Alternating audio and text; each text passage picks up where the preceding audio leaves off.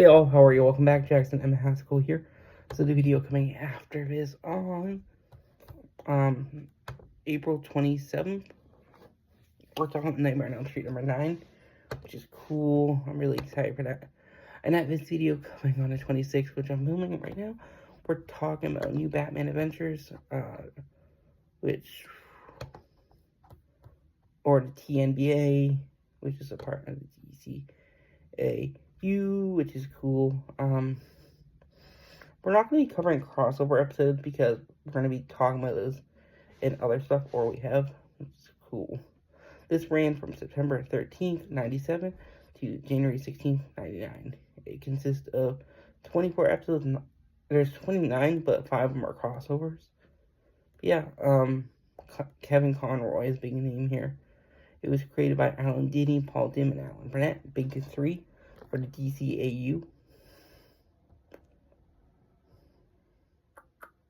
Yeah. And some of these, like I said, we're going to cover in other shows.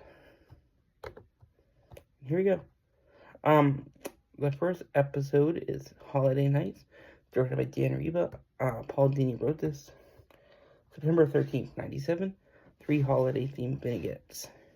Number 1, on December 22nd, Harley Quinn and Poison Ivy are staying in a hotel when they become depressed over the financial situation and decide to brainwash Bruce Wayne to gain access to his money.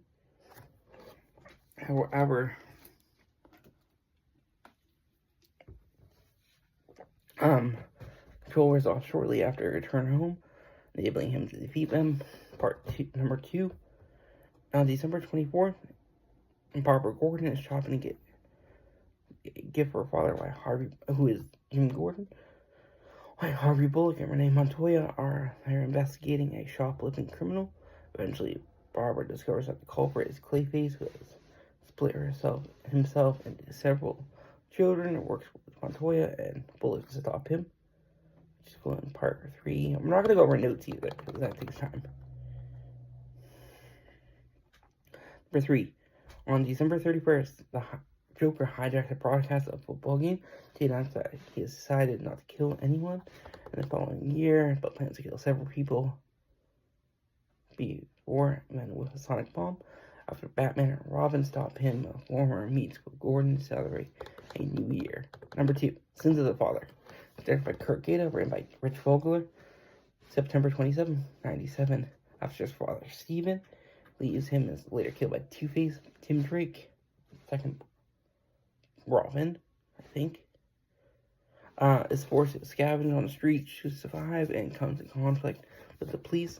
Eventually, he's kidnapped by Two-Face and his men, but Batman managed to rescue him after Batman is wounded in the battle.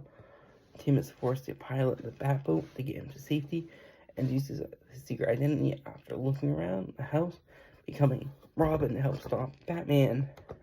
Two-Face, sorry. Cold Comfort, directed by Dan Riba, written by Hilary J. Bader, October 11th, 97. Having become distraught after his wife, Nora Freeze, was arrived and left him with another man, Mr. Freeze begins destroying valuable objects to make others feel the same as him. Batman and Robin fight to stop him from detonating a bomb over Gotham to blanket it in ice, during which the bomb falls in the water and Freeze is presumed dead. And resulting explosion. Fun fact, Freeze appears later on in Batman Beyond. Never Fear, directed by Kenji Hazakaki. Dan Berkowitz wrote this. November 1st, 97. After stopping a man who has been dangerous swinging around Gotham, Batman learns that the Scarecrow has created a variant of fear gas that eliminates fear, making those exposed to it reckless and violent. While investigating, Batman is captured and sprayed with the gas, forcing Robin to restrain him in the Batwing and face Scarecrow alone. Eventually, he stops him from losing gas on the train and receives an antidote for Batman. Number 5, You Scratch My Back. Butch Lukic directed it, written by Hilary J. Bader, November 15th, 97. Why Combating a Latin American Struggling Ring, by Enrique Elgato, Nightwing.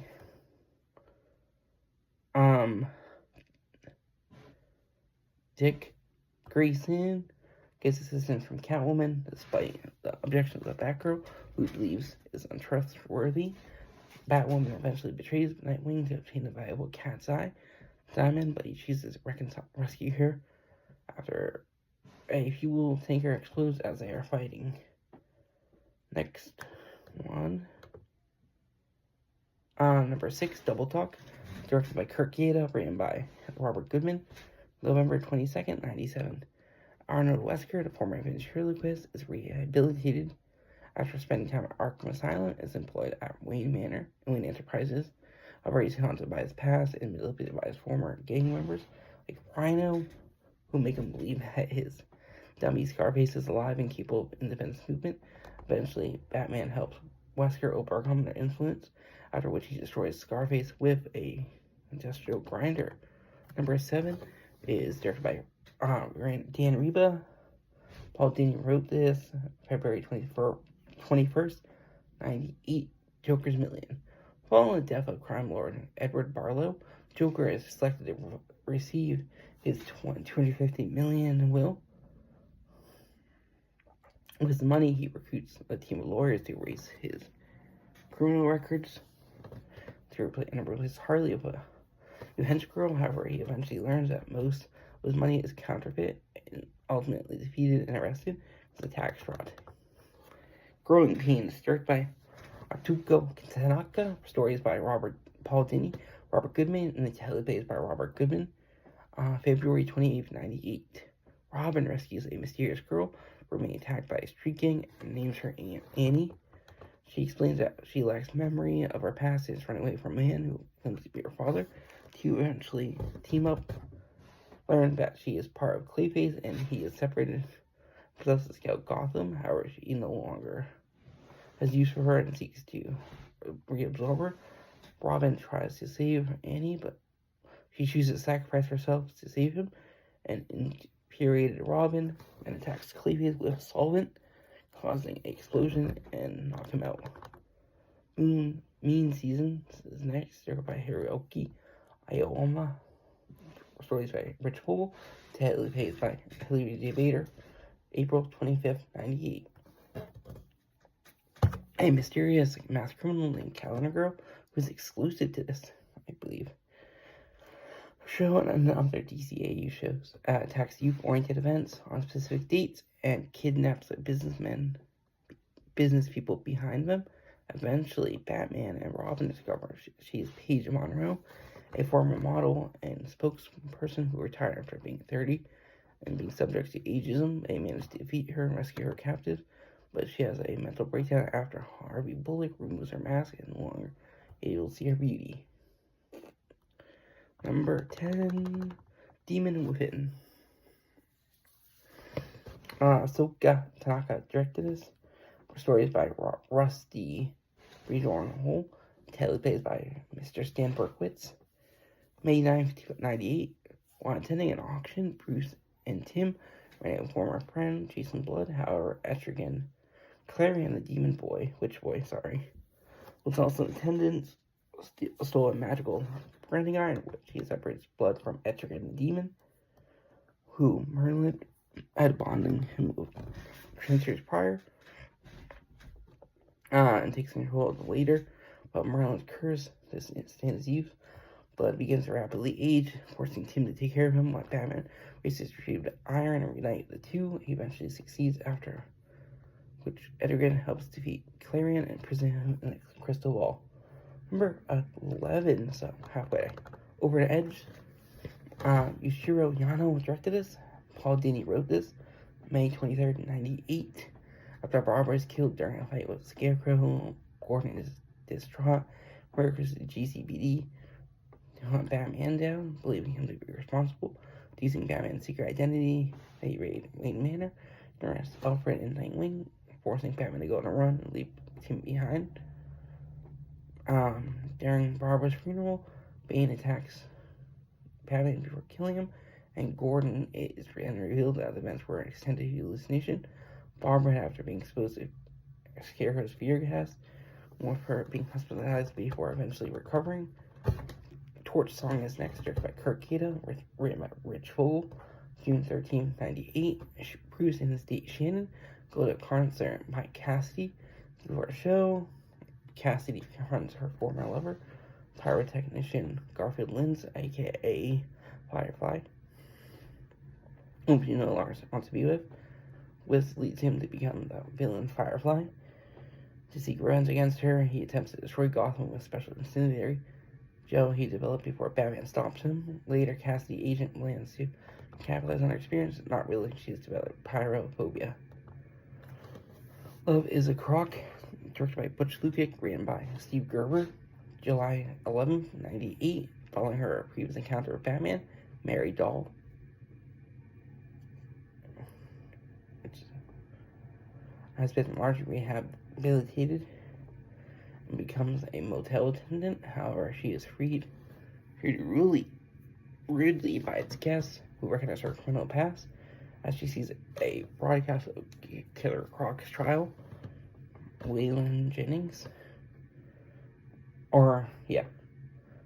She realizes that they're both outcasts from society. And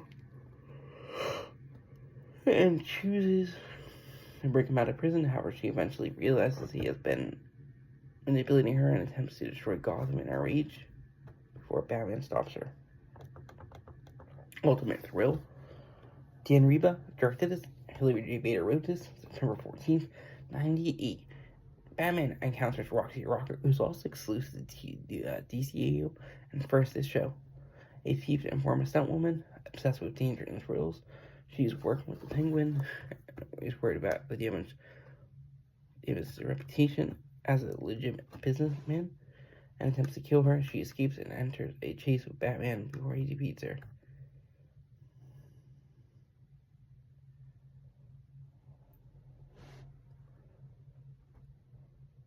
Okay. Number 15, Call the Cat, directed by Butch Lukic. Stories by Paul Dini and Stan Berkowitz. Teleplays by Stan Berkowitz. September 18th, 1998. After stealing a cat statue from an ancient cat worshiping cult led by Thomas Blake, aka Catman, Catwoman is hunted by its members and works with Batman to evade him. However, she eventually captured by a cult and decides to join him. They sentence Batman to battle a giant tiger, during which Batwoman has to change their hearts and helps Batman defeat and tame it to stop the cult's members. Critters is next, directed by Dan Reba, teleplays by Steven Gerber, stories by Steve Gerber, teleplays by Joe R. Lansdale. September 19th, 1998.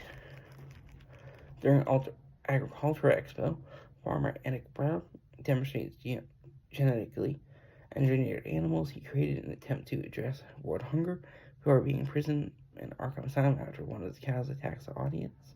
1 year later, he and his daughter, Emily Lou, work to attack Gotham with their animals and eventually lock Batman, Robin, Batgirl, and Harvey Bullock in a missile containing an army of mantises. However, they escape and damage the missile, causing it to detonate mid-flight. Animal Act is next, directed by Kurt Gaeta, written by Hilary J. Bader.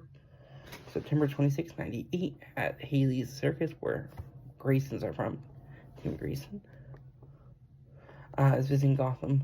Batman and Nightwing discover that his animals are committing robberies, displaying unusual high intelligence and dexterity.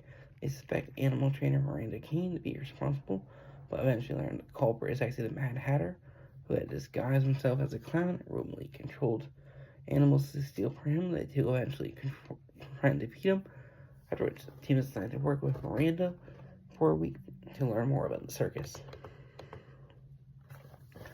Old Wounds, directed by Kurt Gaeta, written by Rich Vogel, October 3rd, 1998. While on patrol, Robin encounters Nightwing, asking him how he and Batman grew apart. Flashback reveal that Bruce became estranged from Dick Grayson, not Tim Grayson. Becomes too busy with the running car finding to be with him.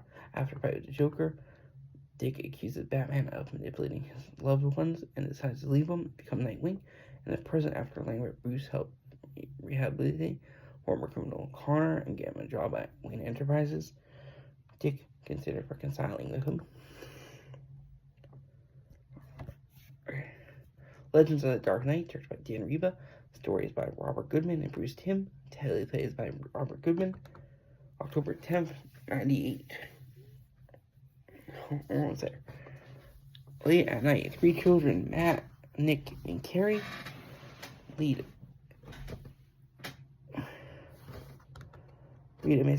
a report on a mysterious arsonist and tell each other about the perspectives of Batman and these stories. Batman and Robin respectively fight the Joker, who managed to steal a high valuable instrument and music sheets, and the gang of thugs dug from the mutants. As the 3 head home, they are attacked by Firefly before Batman rescues them. One Night Out, directed by Kirk Gata, written by Hilary J. Bader. October 17th, 98. While he's being transported to Gotham to undergo experimental treatment and return in human form, Livewire, who's the Superman villain, escapes and allies with Harley Quinn and Poison Ivy. Meanwhile, Supergirl is hustling for Superman while he's out of town. Disappointed by having no crime to fight, she eagerly works with Batgirl to stop the villain's trio. During a confrontation, Ivy and Livewire incapacitate each other after a later accident lights Former's plants, and who knocks Livewire out with a blast of water while trying to extinguish him. Chemistry is next. Directed by Butch Lukic, written by Stan Berkowitz. October 14th, 98. Butch attends a wedding of Veronica Gilliland and her new husband Michael, falls in love with fellow attendee Susan McGuire, planning to marry her and retire. However, as they prepare to go on a honeymoon via yacht cruise, Bruce learns that Michael, Susan, and several other people are humanoid plant creatures created by Poison Ivy to steal our spouse's money. In an ensuing fight, Ivy is presumed dead, and Susan's killed when the yacht sinks. However, Bruce no longer cares for her and throws away his wedding ring. Judgment Day is next, directed by Kirk Gata. Rich Fogel and Alan Burnett wrote this. October 31st, 98. The judge, a violent court-themed vigilante, appears in Gotham and attacks several villains after being endorsed by Councilman J. Carroll Cochran. Two-Face kidnaps and attempts to kill Cochran, but Batman arrives to rescue him. Eventually, Batman discovers that the judge and Two-Face are the same person, with the former being a second alternative created by Harvey, and attempt to do good and manages to defeat him. Beware the Creeper is next. Dan Riba directed. Stories by Rich Fogel and television by Steve Gerber. November 7, 98. Why reporting on the anniversary of an accident at Ace Chemicals that created the Joker, Jack Ryder, aka the Creeper, later on is attacked by him, exposed to a combination of chemicals and Joker venom. And transformed into the Creeper, he comes to get revenge on the Joker.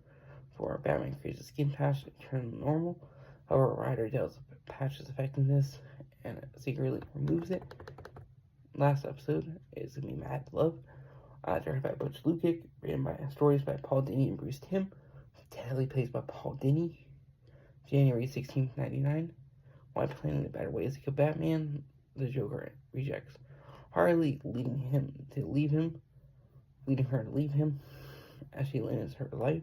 Flashbacks reveal she was originally a psychiatrist at Arkham Asylum before the Joker manipulated her into joining him by claiming to have an abusive childhood.